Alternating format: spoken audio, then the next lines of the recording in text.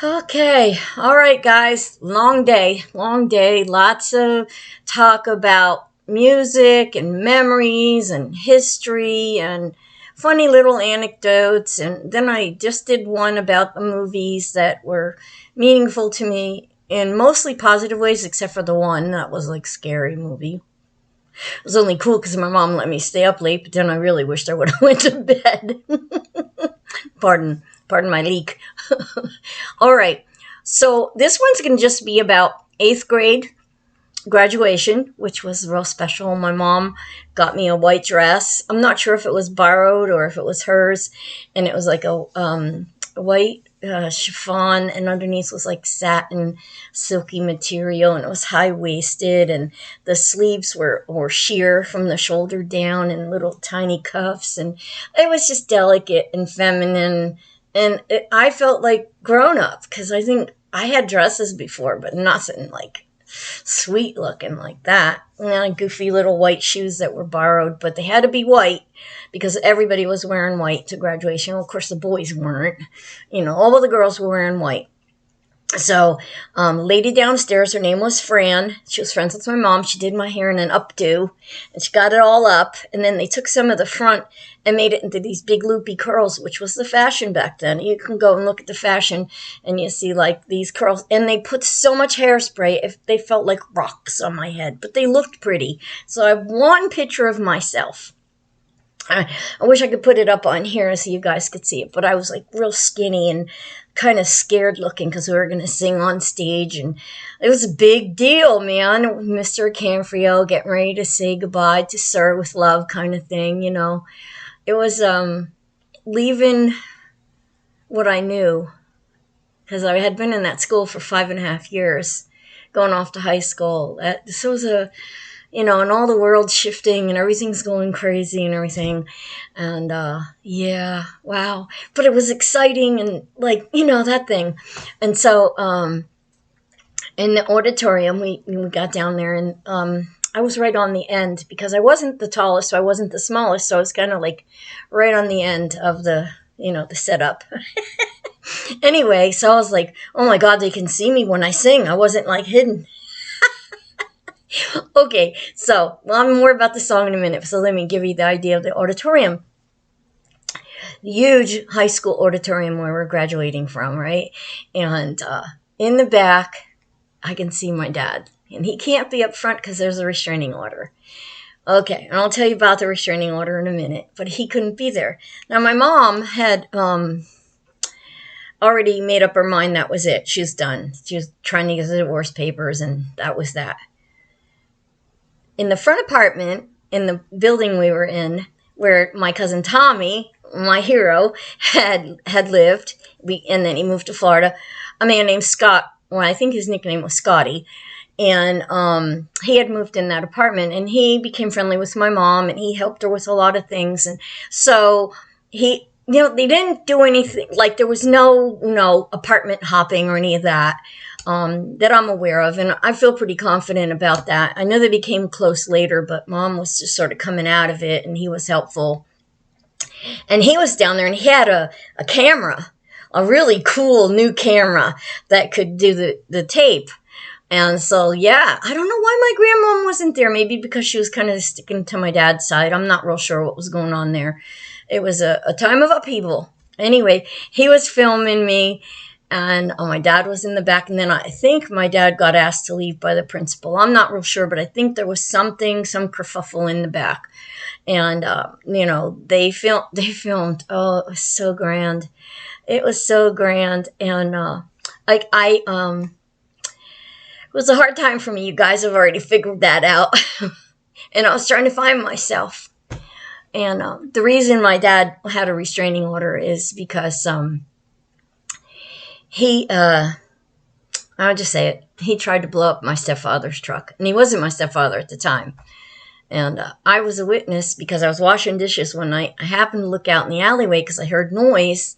And I saw a big flame go up, like up to the second floor of our building, which is where we lived. And I saw my dad running from the thing. Not a cool thing, my daddy.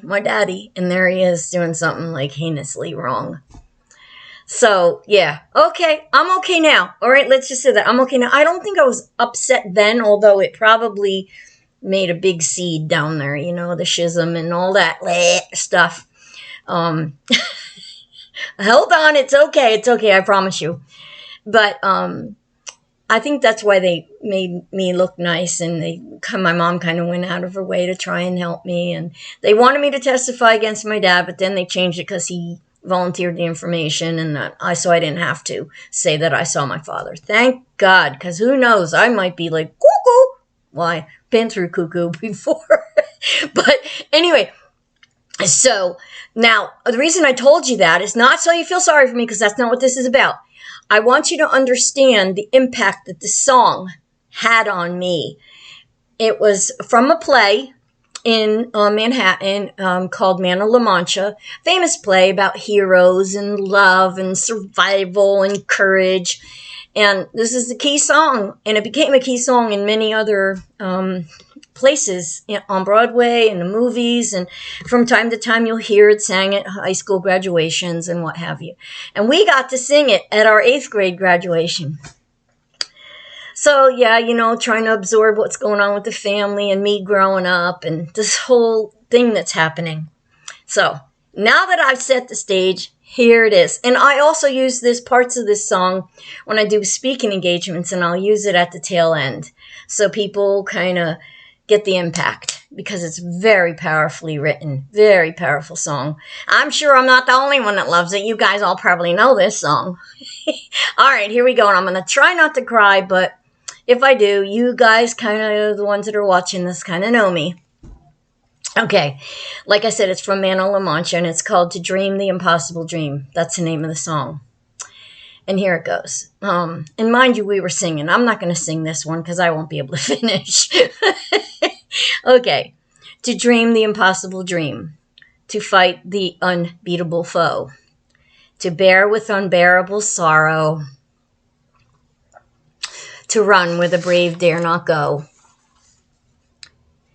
To right the unrightable wrong. To love pure and chaste from afar.